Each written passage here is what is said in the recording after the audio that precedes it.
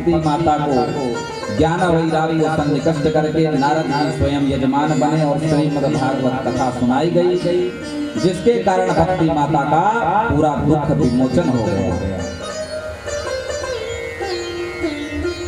सौनकादि ऋषियों ने पूछा कि प्रभु,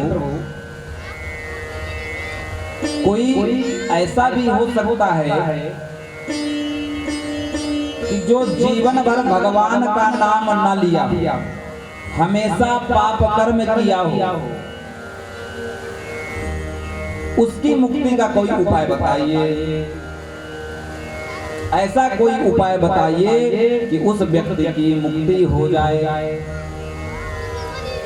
बोले देखिए, ये मानव तन जो है भगवान की भक्ति के लिए 84 लाख योनियां होती, जिसमें से श्रेष्ठ योनि मनुष्य योनि कही गई। मनुष्य योनि बड़े दुर्लभ से मिलती।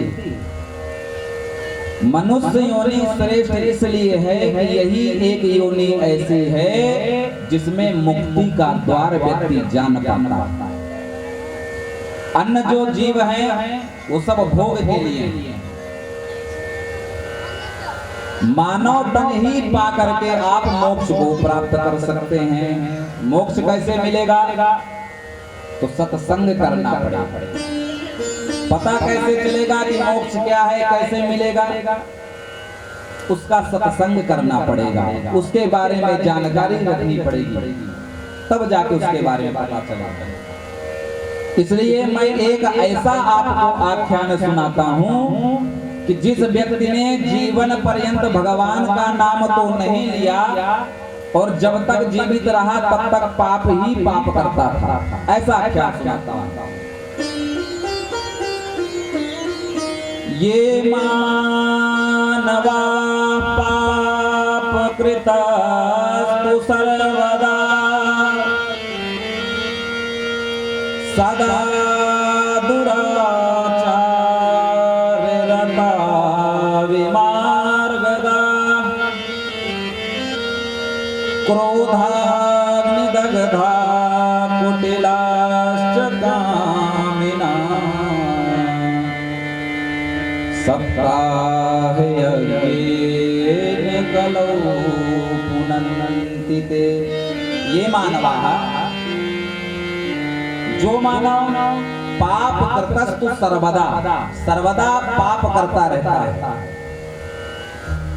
दुराचार विमर्गगाः रताः, जो हमेशा दुराचारी व्यभिचारी रहता है, क्रोधाग्निदग्धाः कुटिलाश्च कामिनः, जो व्यक्ति कामी है, क्रोधी है, कुटिल है, कपटी है,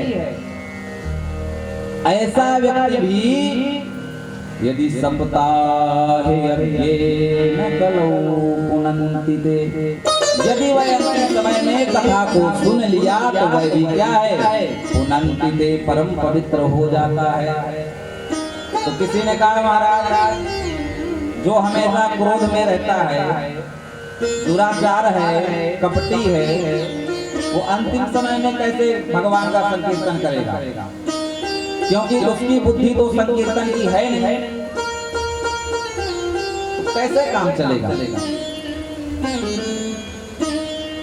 बोले ठीक है, यदि जीते जी नहीं ले पा रहा और मरने के बाद महान प्रेत भी बन जाएगा और उसके मरने के बाद भी यदि उसके निमित्त कथा यदि सुना दी जाएगी, श्रीमद् भागवत कथा का आलाप करा दिया जाएगा, तब भी वह मुक्त हो जाएगा। ये श्रीमद् भागवत कथा की महिमा है।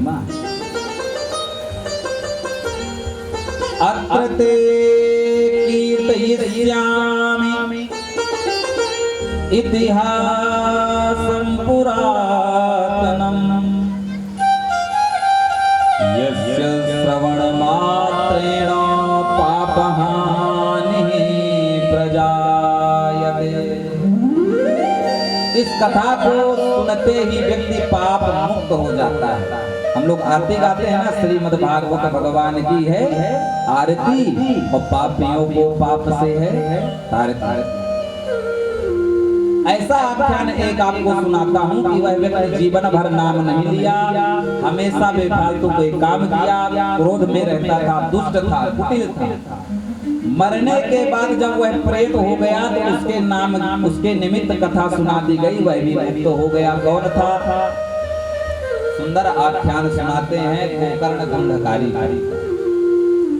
तुंगभद्रा तटे पूर्वं अभूत पन्नम उत्तमम। तुंगभद्रा नदी के किनारे एक सुंदर ग्राम था। उस ग्राम में आत्मदेव नाम के ब्राह्मण रहते थे। बहुत सुंदर ब्राह्मण, बहुत